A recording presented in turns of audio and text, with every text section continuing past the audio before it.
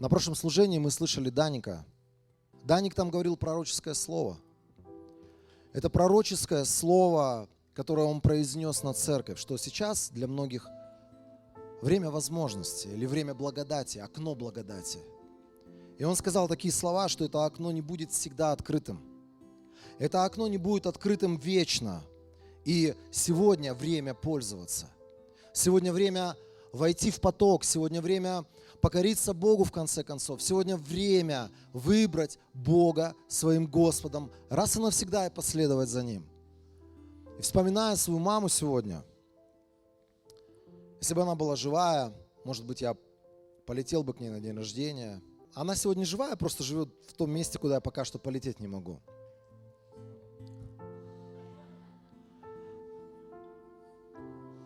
И я думал, надо же, этот человек, она была маленькая, хрупкая женщина, но когда она уверовала, она стала как могучий воин. Она стала как бультерьер, который цепляется за какую-то добычу. Или питбуль, который цепляется за какую-то добычу. И она просто, пока не проглотит эту добычу, она держится зубами. Когда она узнала о том, что есть Божие обетование, если она уверовала, то спасешься ты и весь твой дом. И ей кто-то из мудрых человеков Божьих сказал: молись за своего сына. Молись за этого человека, даже если он сегодня смеется над тобой, даже если он сегодня глубочайший религиозный циник, молись за него, потому что ты тот человек, на чьей стороне Бог, и ты тот человек, который может повлиять на будущее этого человека, на будущее этого ребенка. Я помню это время, когда она пыталась проповедовать мне Евангелие, я смеялся над ней. Когда она пыталась говорить мне о священных вещах или о святых вещах для нее, я ей говорил: выйди из этой комнаты, я не хочу вообще весь этот бред религиозный слушать. Я пытался затолкать ее на балкон, чтобы она не молилась там, где я нахожусь. Я делал все, чтобы закрыть, как мне казалось, этот религиозный бред моей жизни. Но она продолжала славить Бога, молиться и благодарить, что однажды со мной произойдет это чудо. Мало того, что она сама молилась, она подключила всю семью. Через нее очень быстро покаялся весь наш род. Бабушки, дедушки, племянники, дядьки, тетки. И когда в воскресенье они собирались на собрании, они брались за руки, и они молились за меня, чтобы надо мной открылась небесная благодать или небесное окно возможностей, небесное окно Божьего покаяния, чтобы Бог каким-то образом что-то сделал со мной, потряс меня каким-то образом, чтобы я пришел и стал его сыном. Знаете, потом уже со временем я узнал, что они ввели такую традицию, у них был обычай поститься за меня по воскресеньям. Было время даже, когда они постились по несколько дней, о том, чтобы Бог принес настоящий достойный плод покаяния в мое сердце.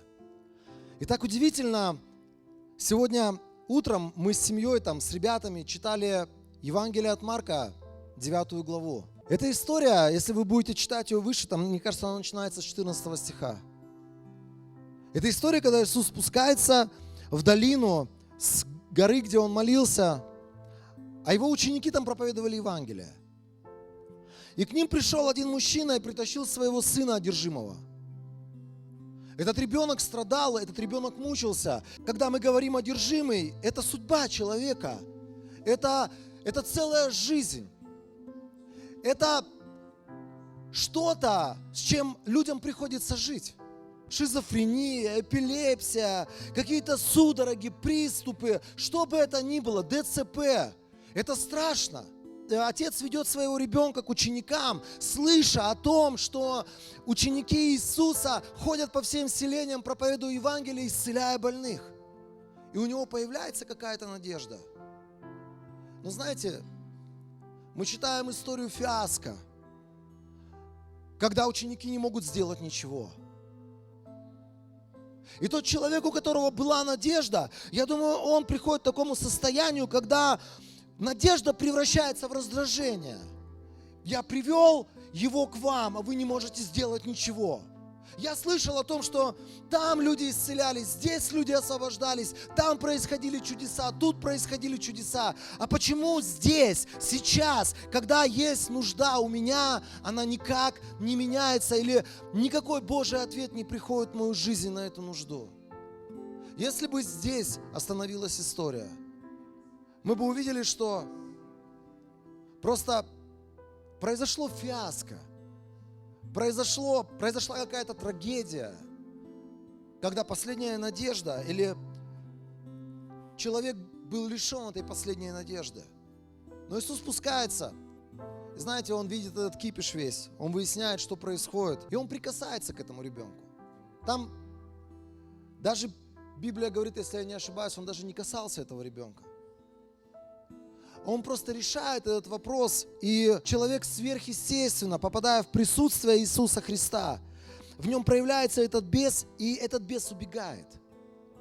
И человек сверхъестественно восстанавливается, исцеляется, с ним происходит невероятное чудо. Чудо – это то, что на самом деле мы все хотим сегодня от Бога. Нам нужно чудо с нашей собственной жизнью. Есть ситуации, когда мы уперлись в тупик, когда мы понимаем, что я человек, который не может изменить даже свой собственный характер. Я не могу изменить себя в своих эмоциях, когда вроде бы все хорошо, все классно, и тут вдруг близкий тебе человек говорит какие-то слова, или вдруг близкий тебе человек делает что-то не так, как ты планировал, и что-то внутри тебя взрывается, и в очередной раз ты понимаешь, что этого психа я не могу победить, хотя я уже годами борюсь с этим.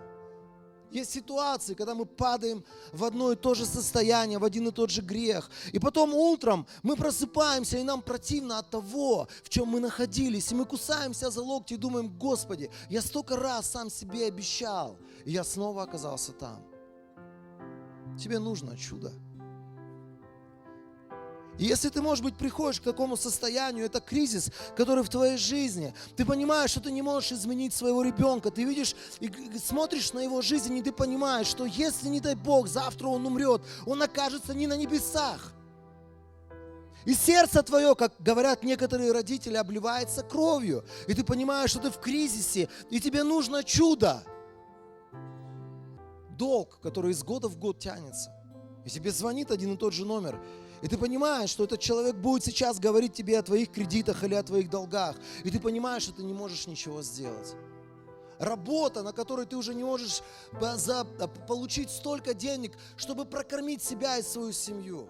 Это все кризисы, которые приходят в нашу жизнь, и нам нужно чудо. Нам нужно чудо в той или иной сфере нашей жизни. Наше здоровье, наша эмоциональная составляющая, финансы, дети, жена, то, как мы живем сегодня, одиночество или депрессия, которая волнами из ниоткуда приходит в твою жизнь и просто поражает твое сердце. Когда ты утром встаешь, и тебе неохота жить. Это все то, что было примерно с тем ребенком.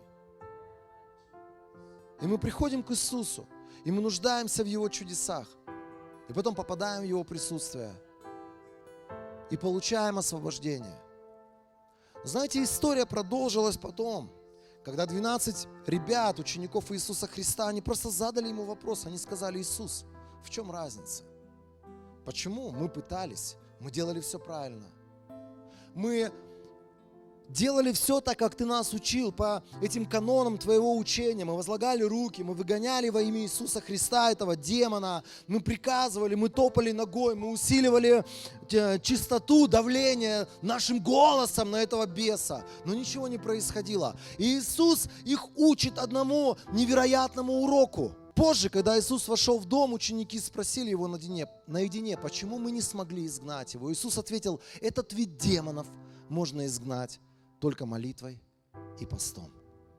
В нашей жизни существуют такие обстоятельства, существуют такие кризисы, которые могут измениться только через молитву и пост. И пост. Нет никакого другого. источника или возможности, через которую решатся какие-то вопросы или какие-то трудности, которые уже висят, может быть, не один месяц в нашей жизни. Ты пытался руками решить, силой своей решить, ты пытался влиянием каких-то других людей решить, ты пытался молиться, ты пытался плакать, ты пытался умолять Бога. Но Бог говорит, есть ситуации в нашей жизни, которые решаются только через молитву и через пост. Если мы хотим, чтобы сегодня над нашими детьми открывались эти окна возможностей, чтобы над нашими финансами или над нашим физическим состоянием открывались бы эти окна возможностей, через которые изольется благословение, через которые изольется исцеление, через которые придет божественное восстановление наших собственных сердец. Знаете, Иисус говорит, эти окна откроются, но только через молитву и через пост. Пост, наверное, это самая игнорируемая сегодняшней церковью тема. Мы научились поклоняться, мы научились молиться, мы научились делать много разных правильных вещей. Но Бог хочет вернуть одно из действий, через которое Он открывает невероятные возможности для чудес. Это действие с моей стороны, которое я совершаю, называется пост. Сегодня я хотел бы, чтобы мы посмотрели на 4 слайда. Эти слайды, они основаны на книге пророка Исаии, 58 главы. 4 пункта, что нужно сделать, чтобы твой пост был эффективный. Это то, к чему я хочу сегодня призвать всю церковь и тебя лично. Чтобы каждую неделю ты выделял какой-то день для эффективного поста. Пост – это не голодовка, пост – это не просто мы пытаемся заставить Бога, который ничего не хочет, сделать что-то немножечко для нас. Пост – это не с вымученным лицом что-то вымаливать или умолять у того, кто ничего не хочет сделать в твоей жизни. Пост – это невероятная духовная сила, которую мы высвобождаем через определенные действия. Итак, первый слайд. Что такое эффективный пост? Это когда я меняю свое сердце к Богу в посте. Как я уже сказал, это не заставлять Бога своим жалким или голодным видом сделать что-то для меня. Это когда я говорю: Бог, проблемы не в тебе. Проблемы не в твоем слове. Проблема не в том человеке, который мне проповедует что-то. Проблемы есть внутри меня. И пришло время мне измениться. Пришло время мне сделать что-то по отношению к тебе. Я хочу вдохновить вас, дорогие друзья.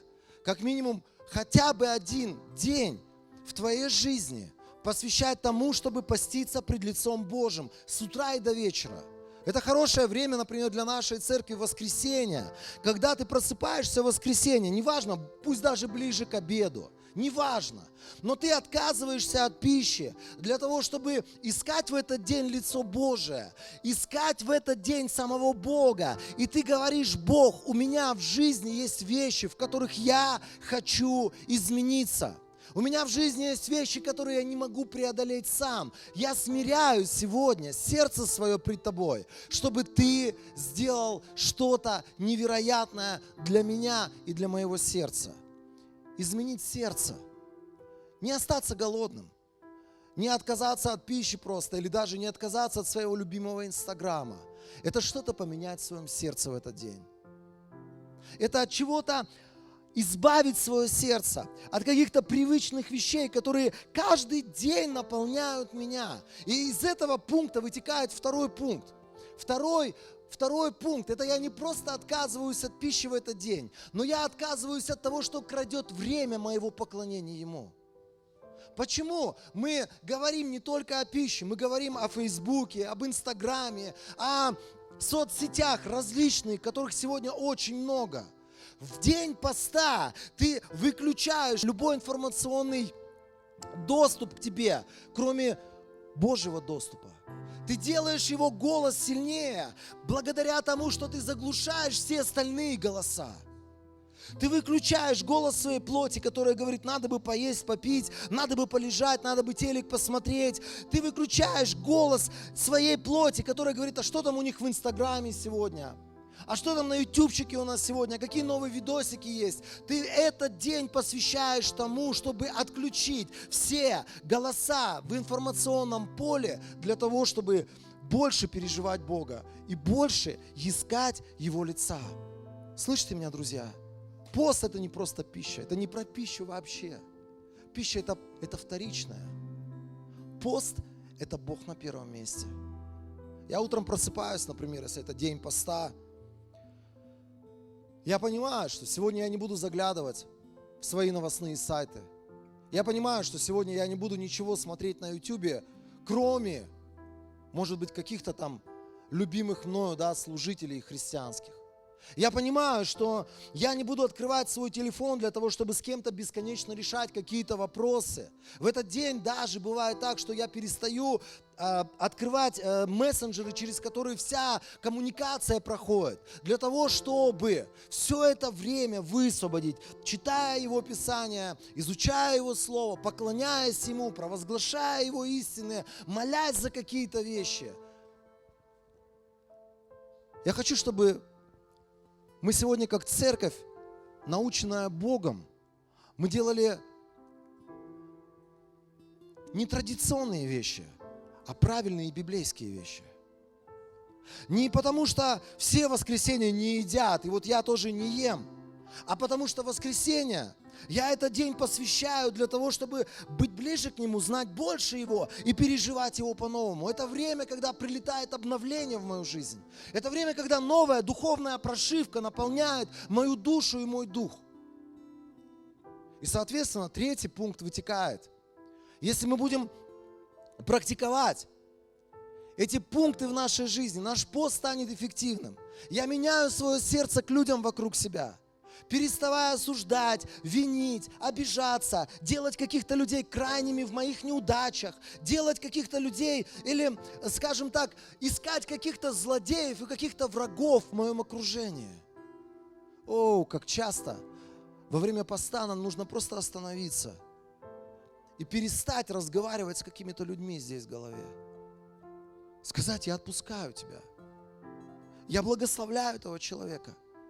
Я перестаю просто думать постоянно о том, что если бы не он, если бы не его зло ко мне, я бы сейчас был совершенно в другом месте и имел бы совершенно другую позицию, другую жизнь. Остановись. Выкинь этот хлам из своей головы. Вычисти свое сердце от этих безбожных мыслей, которые наполняли твое сердце. Знаете, пост – это самое классное время, когда мы можем пересматривать или переосмысливать наши отношения, которые мы имеем по отношению к людям. Не то, как они к нам относятся, а то, как мы к ним относимся.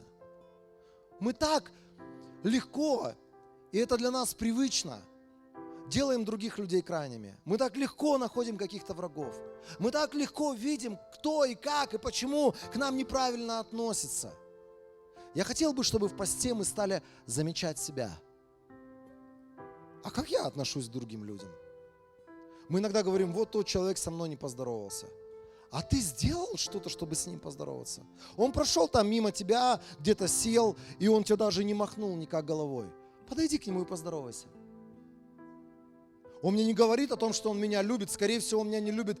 Ты ему скажи, что ты его любишь. Ты утром проснулся, ты скажи что-то своей жене. Ты скажи что-то своему ребенку. Давайте не будем глупыми людьми, которые все еще младенцы, и мы все еще ждем, что кто-то будет нас любить, о нас заботиться, нас благословлять, станет делать для нас какие-то невероятные подвиги, чтобы облагодетельствовать нас в нашей жизни. Давайте станем сами такими людьми для них. Самая дурацкая вещь, которую делают родители – они спрашивают своих детей, когда они маленькие: сынок, иди сюда, ты любишь папу своего?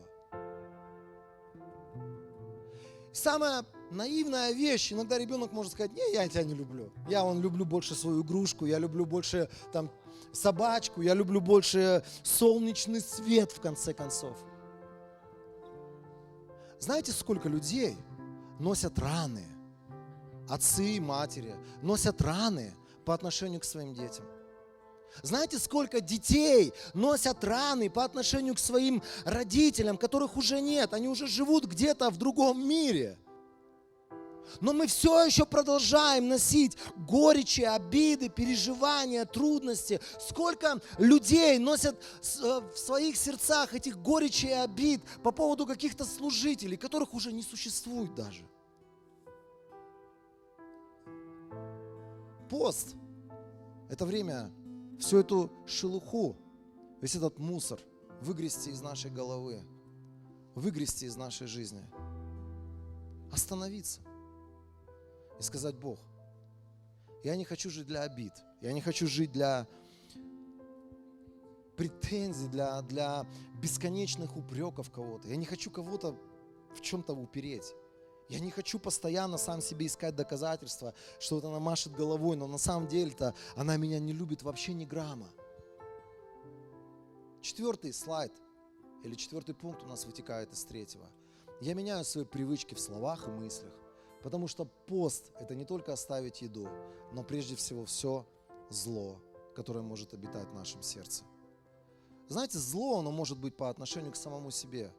Мы иногда делаем зло самим себе, когда мы разговариваем с нашими болями, когда мы соглашаемся с этими болями, мы говорим: да, Денис, не повезло тебе с женой, не повезло тебе там с начальником, не повезло тебе с церковью, приходишь, там тебя постоянно мучат, издеваются,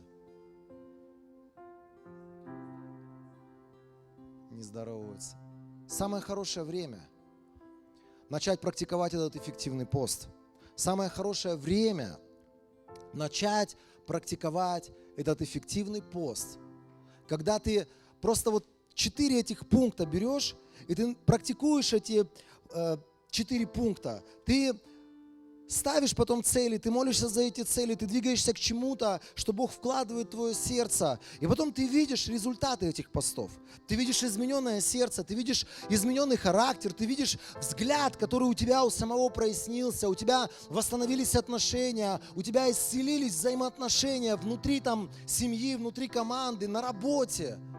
Самое хорошее время сегодня нам, как церкви, начать брать этот эффективный пост для того, чтобы достигать тех результатов, которые Бог сегодня хочет реализовать или совершить в нашей жизни. Это и финансы, это и семья, это и разные другие сферы нашей жизни, в которых сегодня есть кризисы. Друзья, кризис – это не то, на чем останавливается Бог. Когда мы приходим в кризис, когда мы приходим к состоянию, что мы в чем-то нуждаемся, в каких-то переменах, Бог приходит в нашу жизнь и говорит: начинай эффективно поститься. Самые большие откровения, которые я получил, это были времена моих постов и плача пред Богом. Я помню, однажды я в посте я взывал к небесам, и я говорил: Бог, если ты изменишь когда-нибудь такого бунтаря и такого гордого человека, как я, если ты изменишь когда-нибудь такого надменного человека, который превозносится над другими людьми и просто ставит себя и свое мнение, и свои взгляды всегда выше других людей, я буду безмерно благодарен тебе. Я буду всем всегда и везде говорить о том, что ты Бог всемогущий, потому что ты сделал невероятное. Потому что до этого я духовно уже буквально сломался, желая изменить самого себя. Примерно та же молитва у меня была за мои отношения с женой.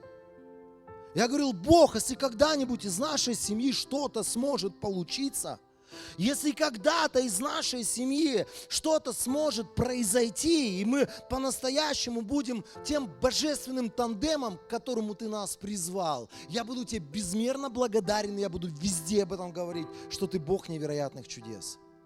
Та же самая история касалась денег, та же самая история касалась каких-то ситуаций, связанных с церковью, связанных со служением, когда мне казалось, что тупик невероятный, и быть не может, что что-то изменится. Проходило какое-то время, и, может быть, изо дня в день, или из воскресенья в воскресенье, из четверга в четверг я снова и снова брал посты за какие-то вещи, которые мне казались нерешаемыми. Потом проходило время, и совершенно незаметно я видел, как происходили перемены, невероятные перемены. Сегодня, оборачиваясь назад, я понимаю, что семья – это оазис жизни Божией. Семья – это рай на земле, но только при условии, что муж и жена, они делали что-то для того, чтобы приходила исцеляющая сила Бога. Они постились, они молились, они делали над собой какие-то усилия, чтобы этот рай состоялся. Он просто так не упадет на нас. Финансовый прорыв, он просто так не упадет на нас. Перемены с нашими детьми просто так не упадут на нас. И я сегодня хочу вдохновить вас, дорогие друзья. Приходит время поста, потому что сегодня Бог возлагает на нас ответственность открыть эти окна возможности над другими людьми. Открыть эти окна возможностей над финансовой сферой. Открыть эти окна возможностей для этого мира, который нуждается в спасении, чтобы благодать Господня касалась этих людей. И они постоянно приходили к спасению через Иисуса Христа.